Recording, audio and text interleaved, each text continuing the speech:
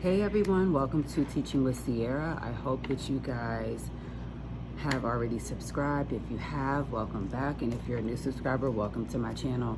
On this channel, I do things such as day in my life, different math or literacy activities. I also give you guys a dose into my instructional assistant life reality here as a first grade instructional assistant. So thank you so much for joining me today. Today's video is going to be 5 tips to help you make the most of the end of the year. So yes, can you believe it? It's that time already. The end of the school year is quickly approaching, and it's an exciting time for all. You know, whether you have only days or you still have another month or two to go. I thought that you guys would need 5 tips for making the end of the school year meaningful. So with that being said, these ideas will pump the kids up, it'll keep them interested, and encourage fun until the end of the school year. Tip number 1 is to continue to build a community. So there's never a wrong time to work on community building, even at the end of the school year. Community building activities help to keep the kids connected with peers, and it's especially useful when there's time that needs to be filled. So you definitely can find different activities for the kids to do on things like that. So idea number 2 is to take things slow. You know, if you're anything like me, you're probably, desire to teach a ton at the end of the year, and then you realize you only have a short amount of time left, and time is running out, but there are still concepts left untaught. So the desire to cram it all in is never a good thing. It will lead to unneeded stress for you, and it'll make it unhappy for yourself and for the kiddos, and you'll have tired kiddos.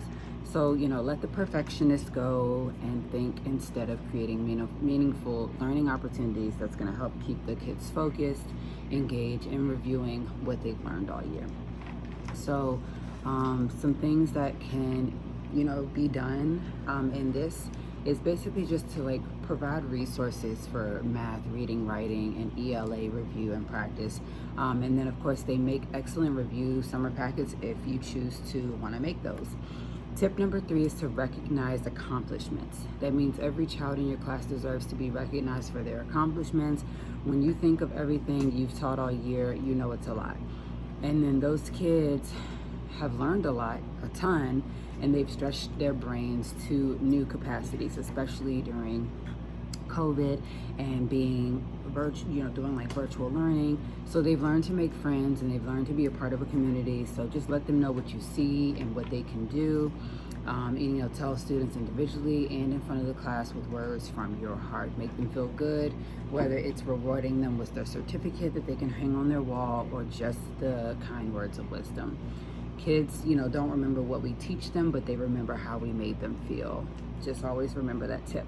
Tip number 4 is say goodbye. Saying goodbye is definitely hard to do when you've had a great class, or even if you've made new relationships, new bonding, anything like that. So a goodbye star activity is a great way to help kids reflect and say goodbye to their friends as they go together to separate classrooms, or maybe even the same. So kids can share and write memories and say goodbye messages to their class on the stars, and it's just gonna help strengthen relationships and make a wonderful keepsake. So also, last tip number 5 is to enjoy your time together. Most importantly, you want to spend quality time together having fun, get moving, play games, taking lots of brain breaks, taking advantage of the nice weather, and getting outside. Also taking the class outdoors for a lesson in the sunshine instead of being indoors. Go on a field trip together for one last time. Help build anticipation and fun into your last month. Do a countdown, pop a balloon each day, do a special activity inside, or have themed days such as beach day or camping day, where they will definitely have fun. I hope that you guys enjoyed these 5 tips to help get you guys through the end of the year together as a class, as a community, as one. So if you are not already, go ahead and be sure to be subscribed to this channel so that you guys can catch the next video. I really appreciate if you'd hit that like button, and if you'd also just leave me a comment down below with tip are you going to try in your classroom for the rest of the year?